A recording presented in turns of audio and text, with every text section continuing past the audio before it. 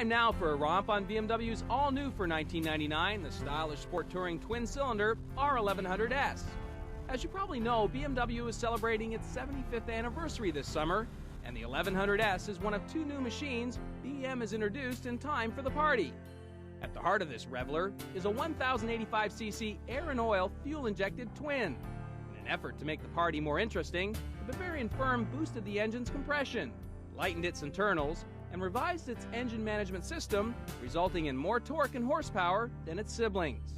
Other changes for 1999 include a totally new 6-speed transmission, a redesigned frame, and telelever front suspension system. So how does this new Beamer perform? Well, this week we invited Scott Magnish of the Toronto Sun and Rob Harris of CMG Online to sample the R1100S to see if it would party on the twisties like it's 1999. It's BMW's, traditional Boxer engine, super duper reliable.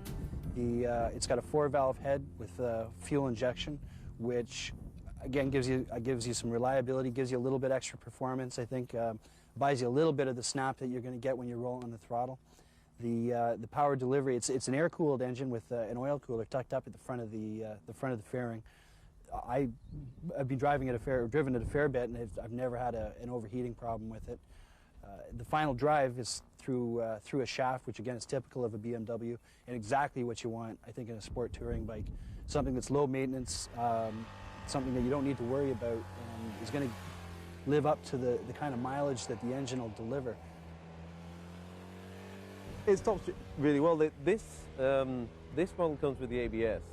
Now, I think that it's an option. You can get them with ABS or without ABS. Yes. I remember from the press launch. Yes.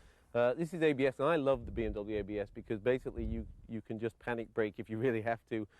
If you're pushing it too hard, you can just grab the brake, no fear of locking up that front end. So the ABS works really well, unless, of course, you're trying to do a stoppie, and then it doesn't let you do that. But the brakes are fine. The thing I like best about this motorcycle, though, is the handling. I find it a really stable motorcycle. It's very solid, isn't it? It's not flickable, though. You've got to really kind of... last summer when we had the launch of this bike, we went to St. Eustache, and that's where I found you could get it around the corners, but you had to think about it, and you had to really kind of haul it in. It's not like a Japanese bike that you can almost just think about the corner when you're in the corner. It would do it, but you had to pull it in. The single-sided swing arm it just makes for a nice touch, I think, too. It is. It really looks good.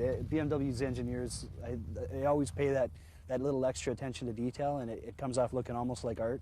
I think they got the back end beautiful on this with the single-sided swing arm and the two caddy-style pipes. Yes. Just beautiful. That's a really nice touch, and both from an engineering and a styling point of view, the tucking the pipes up like that underneath the tailpiece is great.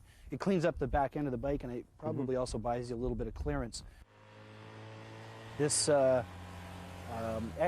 every little detail, when you look at a BMW, right from even places that you wouldn't expect to see a real finished product, like if you look in and around the engine, the frame, right down to the welds. I mean, you look at the kinds of welds that they use here, and the craftsmanship that goes into producing a motorcycle like this. It's every inch of BMW.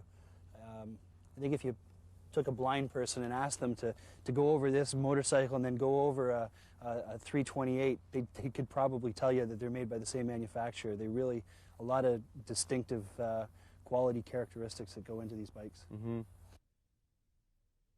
I don't find the seat very comfortable. It's not bad, but I would probably, if I had a bike like this, I'd maybe go for an aftermarket like Corbin style seat for it. The bars, the position's great. I like the position where I'm at. I'd consider this bike for one of my main rides. It's a good enough all-round general-purpose motorcycle. You can have a lot of fun with it at a racetrack. You can go out and carve up some corners on some back roads, and you can commute. And next summer you could take it down to